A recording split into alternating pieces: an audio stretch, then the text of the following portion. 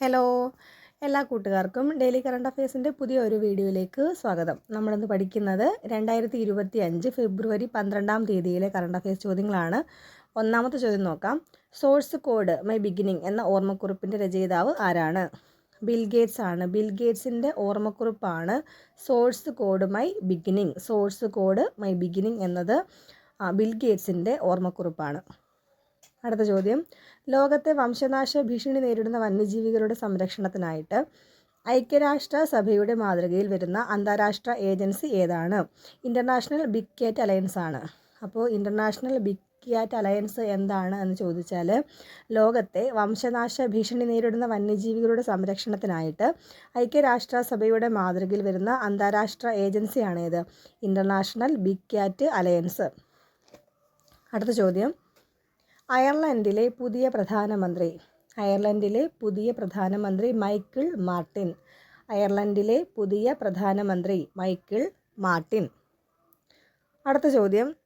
2025 ഫെബ്രുവരിയിൽ പ്രസിദ്ധീകരിച്ച Henley passport സൂചികയിൽ ഇന്ത്യയുടെ സ്ഥാനം. 2025 ഫെബ്രുവരിയിൽ പ്രസിദ്ധീകരിച്ച ഹെൻലി പാസ്പോർട്ട് സൂചികയിൽ ഇന്ത്യയുടെ സ്ഥാനം 80 ആണ്. 80ാമത് സ്ഥാനമാണ് ഇന്ത്യക്കുള്ളത്. 2025 ഫെബ്രുവരിയിൽ പ്രസിദ്ധീകരിച്ച ഹെൻലി പാസ്പോർട്ട് സൂചികയിൽ ഇന്ത്യയുടെ സ്ഥാനം 80ആണ്. അടുത്ത ചോദ്യം. ICCയുടെ അഴിമതി വിരുദ്ധ നിയമപ്രകാരം വിലക്ക് ലഭിക്കുന്ന ആദ്യത്തെ വനിതാ ക്രിക്കറ്റ് താരം. ICCയുടെ അഴിമതി വിരുദ്ധ നിയമപ്രകാരം വിലക്ക് ഏർപ്പെടുത്തുന്ന ആദ്യ വനിതാ ക്രിക്കറ്റ് താരമാണ് ഷോഹെലി അക്തർ. ICCയുടെ അഴിമതി വിരുദ്ധ നിയമപ്രകാരം വിലക്ക് ലഭിക്കുന്ന ആദ്യ വനിതാ ക്രിക്കറ്റ് താരമാണ് ഷോഹെലി അക്തർ.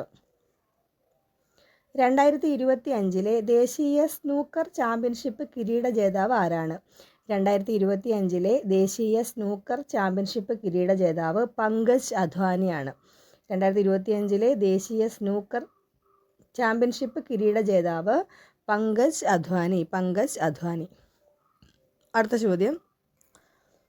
നല്ല ഡ്രൈവർമാരെ പരിശീലിപ്പിക്കുന്നതിനും അപകടങ്ങൾ കുറയ്ക്കുന്നതിനുമായിട്ട് എത്ര കേന്ദ്രങ്ങളാണ് സർക്കാർ വികസിപ്പിക്കുന്നത്?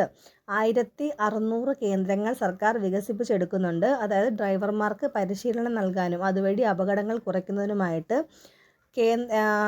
സർക്കാർ വികസിപ്പിക്കുന്ന നല്ല ഡ്രൈവർമാരെ പരിശീലിപ്പിക്കാനായിട്ട് 1600 കേന്ദ്രങ്ങൾ സർക്കാർ വികസിപ്പിക്കുന്നുണ്ട്. അടുത്ത ചോദ്യം. ലോകാരോഗ്യ സംഘടനയിൽ നിന്ന് പിന്മാറാൻ തീരുമാനിച്ച രാജ്യം ഏതാണ്? ലോകാരോഗ്യ സംഘടനയിൽ നിന്ന് പിന്മാറാൻ തീരുമാനിച്ച രാജ്യം അർജൻറ്റീനയാണ്. ലോകാരോഗ്യ സംഘടനയിൽ നിന്ന് പിന്മാറാൻ തീരുമാനിച്ച രാജ്യം അർജൻറ്റീന. അടുത്ത ചോദ്യം. ഇന്ത്യൻ സൈന്യത്തിൻ്റെ കിഴക്കൻ കമാൻഡിൻ്റെ ആസ്ഥാനമായ ഫോർട്ട് വില്യം ഇനി മുതൽ എങ്ങനെയാണ് അറിയപ്പെടുന്നത്? അതായത് പുനർനാമകരണം ചെയ്തിട്ടുണ്ട്.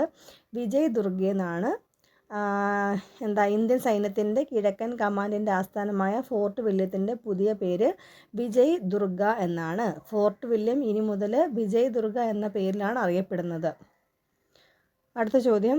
5 വർഷത്തിന് ശേഷം റിസർവ് ബാങ്ക് ഓഫ് ഇന്ത്യ RBIയുടെ പോളിസി റിപ്പോ നിരക്ക് എത്ര ബേസിസ് പോയിന്റുകൾ കുറച്ചു? 25 BPS ആണ്.